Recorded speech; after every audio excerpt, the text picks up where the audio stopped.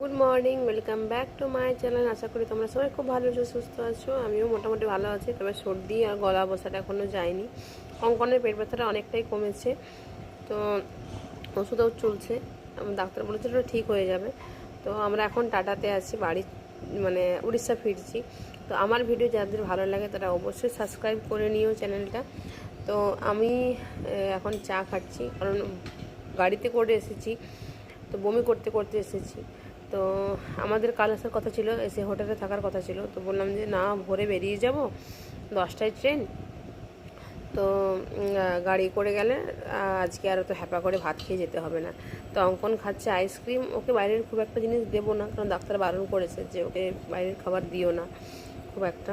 তো ওই জন্য ওকে দেবো না। কিন্তু যেহেতু আমরা ট্রেনে আর যাবো, আজকে পুরো দিনটা মানে ট্রেনে না হলে হোটেলেই কেটে যাবে, বাইরেই।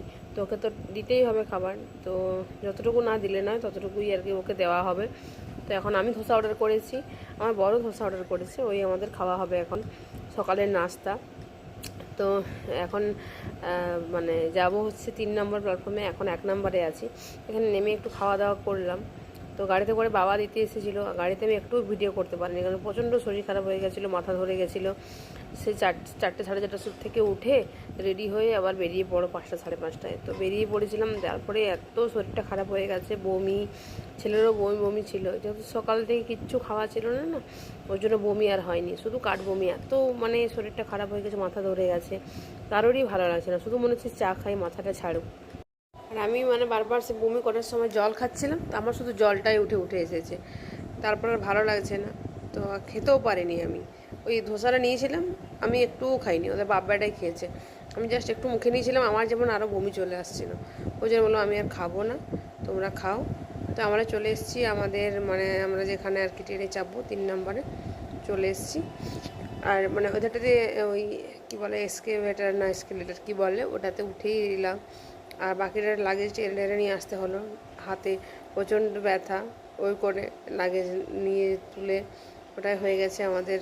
এই যে অঙ্কন একটুতেই রেগে যাচ্ছে, অঙ্কনকে কী যেন বলছিলাম, ভুলে গেছি কী বলছিলাম। ওকে বলছিলাম যে থেকে যেতে পারতি তো, বলছে তোমরা জোর করে তুলে নিয়ে এসছো। তো এই আমাদের ট্রেন মানে আসছে, ঢুকছে। তো আমরা সামনের দিকে যাচ্ছি, মানে ওই যেদিকে আমাদের পড়বে। তো এই যে ট্রেন ঢুকে গেছে এখানে। তো আমাদের C2 মনে হয়, C2 18-19 সিট। তো আমি আমি ভেবেছি যে স্লিপার নিয়েছে বোধহয়, বলছে না এই ঘন্টার জন্য স্লিপার কী করতে নেব, ওই জন্য স্লিপার নিই, থার্ড এসি নিইনি। ওই চেয়ারগুলো নিয়েছি, এসি চেয়ার, তো ওগুলোই নিয়েছি। তো চলো এবার লাগেজ মানে ভিড় আছে, লাগেজ নিয়ে ওর ছেলেকে নিয়ে উঠতে হবে। তো আমার এই ট্রেনে ওঠার সময় আর নামার সময় ভয় লাগে আসলে, বাচ্চা থাকা তো সাথে, আর কিছু মানুষ এত তাড়াহুড়ো করে ঠেলাঠেলি করে, আমার প্রচণ্ড ভয় লাগে বাচ্চাকে নিয়ে উঠতে নামতে। খুব সাবধানের সাথে নামা ওঠা করি। আগে হয় আমি নেমে যাই, না হলে বর, তারপরে লাগেজগুলো বাড়িয়ে দিই, তারপরে ছেলেকে তুলি বা নামাই, এরকম করেই করি। কারণ বাচ্চার সাথে মানে একা থাকলে, একা খুব একটা তো যাওয়া আসা করি না, ওই জন্য আর মানে কি বলবো, একা যাওয়া আসা করতে ভয় লাগে ট্রেনে। তো ওর সাথে থাকলে অনেকটাই ভয় কমে। তো এই যে এসি কম্পার্টমেন্ট ঢুকে গেছে, যে এখানে এটা মনে হয় C1, C1 নয়, কী যেন ছিল এখানটাতে, C2 যেখানটা পড়েছিল তার থেকে আবার একটু এগিয়ে যেতে হলো, ঠিক জায়গায় দেয়নি C2টা, তার আবার এগিয়ে গেলাম, তারপরে আবার গিয়ে চাপলাম। কিন্তু ভিড় দেখছো, এরকম ঠেলাঠেলিতে আর ওঠা যায় বাচ্চা নিয়ে, তো ভয় লাগে। তো চলো সাবধানে উঠি। আর এত বছর ধরে ট্রেনে যাওয়া আসা করছি, অসুবিধা সেরকম খুব একটা হয়নি, হয়নি বলবো না, হয়, কিন্তু তাও মানে বড় সড়ো কিচ্ছু হয়নি। তো চলো ট্রেনে উঠি, তারপর তোমাদের সঙ্গে কথা বলছি। যে আমাদের এইটা মনে হয়। তো এই যে আমরা আমাদের সিটে বসে পড়েছি, উঠে গেছি ট্রেনে। ট্রেন মনে হচ্ছে ছেড়েও দিয়েছে।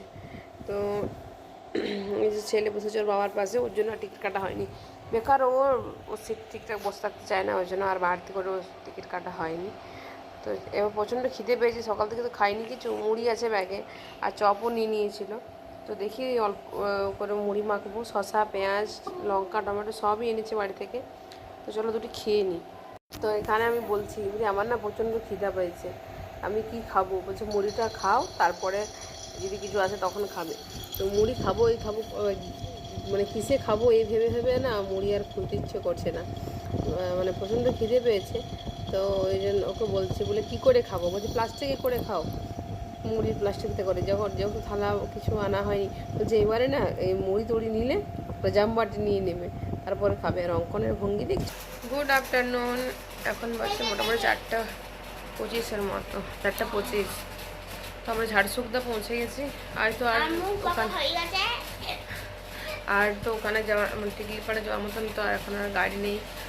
তো এখন তো হোটেলে থাকতে হবে। আমরা হোটেল চলে এসেছি, যে হোটেলটা আগে ছিল ওই হোটেলটাতেই আছি। ওই রুমটা না, অন্য রুমে। তো রুমটা একই রকমের, আগের বারে যে রুমটাতে ছিলাম এই রুমটাও সেম। তো 4টার সময় নেমেছি, প্রচণ্ড টায়ার্ড লাগছে, একদম ভালো লাগছে না। রাতে ঠিকঠাক ঘুম হয়নি, আসার টেনশানে। তারপরে ভোরে উঠে গেছি 4:30টার সময়, 5:30টার সময় বাড়ি থেকে বেরিয়েছি, একদমই ভালো লাগছে না। আর এমনিতেই আমার হয়ে আছে সর্দি, মুখে টিপ উঠে পালিয়ে গেছে। এই হাত পা ধোয়া চলছে, আমি আর একটু হাত পা ধুয়ে এলাম। এখন হাত পা ধুয়ে আর চান টান হবে না, কারণ চান করলে হতো, দেখি যদি রাত দিয়ে করতে ভালো লাগে তো করবো। এখন না একদমই শরীরটা ভালো লাগছে। তো ট্রেনে একটা চিকেন ভাত নিয়েছিলাম 130 টাকা দিয়ে, খেতে ভালো ছিল খাবারটা। আর আমার ভাইও ওই ট্রেনেই কাজ করে, মানে এই ট্রেনটাতে নয়, এরকম কাজ করে IRCTC-তে। ভাইয়ের বন্ধু এসেছিলো দেখা করতে, তো বললাম বলে খাবার ভালো হবে, তো বলছে হ্যাঁ নিয়ে দেখো ভালো। নিলাম একটা চিকেন ভাত। আমি তার আগে না 12টার সময় মুড়ি খেয়েছিলাম, আর 1টার সময় খেয়ে ভাত খেতে পারি। পুরো এত খিদে বেশ, সকাল থেকে তো কিছু খাওয়া হয়নি। আর গাড়িতে আসছিলাম, গাড়িতে আসতে বমি হয়েছিল আমার, এমনিতেই গাড়িতে চাপলে বমি হয়। আর সকালে উঠে আসতো, ওই জন্য বেশি আর শরীরটা খারাপ হয়ে গেছিলো। তো খাবারটা ভালো দিয়েছিল, ডাল আর সোয়াবিন আলুর তরকারি। আর কেউ যদি ভেজ না করে পনির দেবে, আর নাহলে ডিম, না হলে চিকেন। আমি চিকেন নিয়েছিলাম, 2 পিস চিকেন ছিল, পিসগুলোও খারাপ ছিল না, আমি ভালোই পেয়েছিলাম আর কি। সবাইটা তো সমান পিস থাকে না। তো হাত পা ধুয়ে আর করে বরকে বললাম যাও একটু চা নিয়ে আসো আর কিছু খাবার নিয়ে এসো, প্রচণ্ড খিদে পেয়ে গেছে। তো ও গেছিলো দাড়ি কাটতে, দাড়ি কেটে এলো, দাড়িগুলো কাটা হয়নি। তো এই যে চা নিয়ে এসছে, চাটা আনতে আনতে যেমন ঠান্ডা হয়ে গেছে। তো চা খাবো মাটির ভাঁড়ে। চা আসলে ঠান্ডা লেগে গেছে তো প্রচণ্ড, এসিতে এলাম, আবার এসি রুমে আছি, ওই করে আবার ঠান্ডাটা বেশি লেগে গেল, মানে গলার থেকে কথাই বেরোচ্ছে না, এতটা ঠান্ডা লেগে গেছে। তো চলো দেখি আর কি খাবার নিয়ে এসছে। তো এই যে নিয়ে এসছি ভেজিটেবল চপ, তার সাথে একটা এরকম চাটনি দিয়েছে, আর এটাতে আছে সিঙ্গাড়া, 2টো করে নিয়ে এসছে, 2টো সিঙ্গাড়া আর 2টো ভেজিটেবল চপ। ওগুলো করছে নিয়ে যাবো, বললাম হ্যাঁ নিয়ে আসো। তো নিয়ে এসছে, আর নিয়ে এসছে ওটাতে চাউমিন আছে 2 প্লেট। এই চা সিঙ্গাড়া খাবো, আর তারপরে ওই চাউমিন দিয়ে বিকালের টিফিনটা সারবো, কারণ খিদে পেয়ে গেছে প্রচুর, যেহেতু আর কি খাবো কিছু নেই।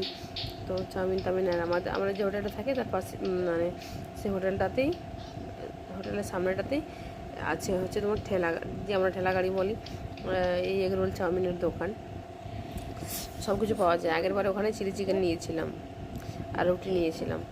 তো রাত্রেবেলা দেখি কী নেওয়া হয়। রাত্রেবেলায় যে নিয়েছি আমরা চিকেন বিরিয়ানি, একটাই নিয়েছি, কারণ ওই চাউমিন খাওয়ার পর কারোর খুব একটা খিদে ছিল না। তো ওই জন্য চিকেন বিরিয়ানি একটা নিয়েছি, 120 টাকা নিয়েছে। তো এই চিকেন বিরিয়ানি খাবো, পেঁয়াজ লঙ্কা সবই দিয়েছে, লবণও দিয়েছে।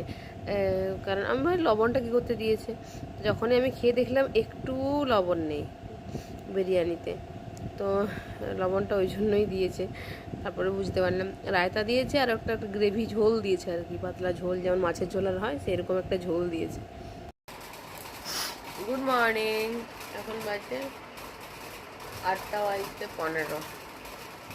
আমি তো ঘুরে পড়েছি, রেডি হয়ে নিয়েছি, এই টপটাই পরে নিলাম, আবার ভালো লাগছে না আমার সে কুর্তিটা পরতে। এখান থেকে ওই 8:30টায় বাস আছে নাকি সুন্দরগড়, 9:30টায় নামাবে, আর ওখান থেকে 10টায়।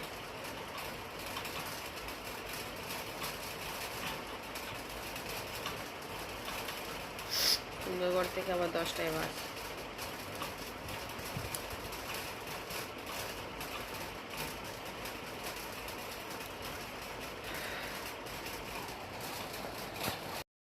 তো এই যে আমরা বাসে চেপে গেছি। তো এবার আমরা নামবো সুন্দরগড়ে। ও 9:30টার দিকে করে নামাবে। এখন 8:30 এখনও বাজেনি। তো এবার মানে চেপে গেছি বাসে, মানে একটা বাস চলে গেল। তারপরে এই বাসটাতে আগের বার গেছিলাম, তো সেই বাসটাতেই যাচ্ছি। তো চলো আজকের মতো টাটা, বাই বাই, দেখা হচ্ছে নেক্সট ভিডিওতে। আজকের মতো টাটা।